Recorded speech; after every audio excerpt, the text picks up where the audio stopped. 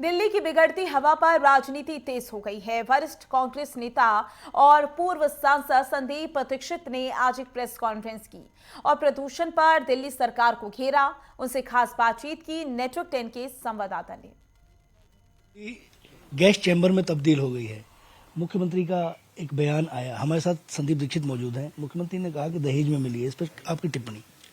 ये तो बहुत दुर्भाग्य की बात है। बहुत सी चीजें दहेज में मिलती हैं। आपको तो इंफ्रास्ट्रक्चर भी दहेज में मिला हुआ है, अस्पताल भी दहेज में मिले हुए हैं, स्कूल भी दहेज में मिले हुए हैं, फ्लाईओवर भी दहेज में मिले हुए हैं, मेट्रो भी दहेज में मिली हुई है, बसें भी दहेज में मिली हुई हैं। तो इसका क्या मतलब है? उसको भी आप सब त्याग दो, छोड़ दो भाई, सब हटा दो जो पिछली सरकार ने किया था या पिछली सरकारों ने किया था। आप सारा काम नया कर लो।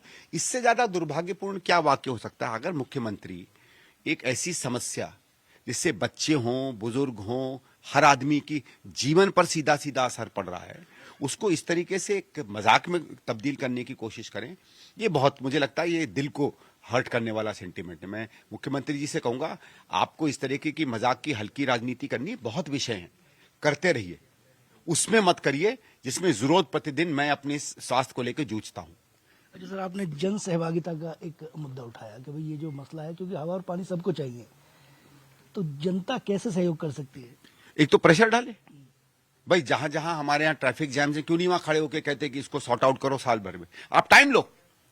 अगर हमारे यहाँ कहीं भी कूड़ा जल रहा है या कूड़े के ढेरे, क्यों नहीं हम प्रोटेस्ट करते कि इसको साफ करो। अगर जहां भी इलीगल कंस्ट्रक्शन चल रहा है, क्यों नहीं जाके हम रोक सकते, या कम से कम उसको सजा करें। और लेकिन मैं एक चीज बताएं, अगर सरकार कदम आगे बढ़ाएगी तो जनता हमेशा साथ देगी। हो सकता है शुरू में दिक्कत हो। दिल्ली में आपको याद होगा, जब ऑटो से कहा गया था सीएनजी में जाने में, तो बहुत हंगामा हुआ था। लेकिन सरकार ने क्या किया कि एक तो कुछ पार्शियल फंडिंग की कन्वर्जन के लिए, समय दिया। धीरे धीरे जब कन्वर्ट होने लगे तो देखिए, ऑटो वाला केवल इसलिए नहीं कन्वर्ट किया क्योंकि उस पर एक कानून का डंडा था, उसकी भी परिवार उसी हवा में रहता है। उसको भी जब उसका अच्छा असर दिखने लगा तो बढ़ चढ़ के, मुझे याद है शुरू शुरू में दिक्कत होती थी, उसके बाद तो लाइनें लगी हुई थी कन्वर्जन के लिए। आपको याद होगा यकायक 2001 में जब शुरू हुआ था सीएनजी, 2002 तक जितने सीएनजी के लगे थे, लोग एक एक मील लंबी गाड़ी लेके खड़े हो जाते थे, जबकि उन सब में दोनों थे। वही ऑटो वाला डीजल भी डलवा सकता था, लेकिन उसको लगा कि नहीं, भले मुझे 1 घंटा वेट करना है, तो उसने दिखाई ना, उसने दिल्ली के प्रदूषण के लिए अगर हर दूसरे दिन उसे 1 घंटा देना पड़ रहा है, तो ऑटो वाले ने उस पर दिक्कत नहीं की, और उसमें राजनीतिक रूप से भी उसने कोई सरकार का नुकसान नहीं किया। तो लोग जिम्मेवार हैं, अगर उसकी सरकार जिम्मेवार हो तो। अच्छा सर, संसद का सत्र आ रहा है, तो जेपीसी की डिमांड कर रहे हैं आप? मैं कह रहा हूं जेपीसी नहीं, मैं कह रहा हूं कुछ न कुछ ऐसा मैकेनिज्म बने जिसमें हमारे जो चुने हुए नेता हैं वो प्रभाव डाल सकें सरकारों पे।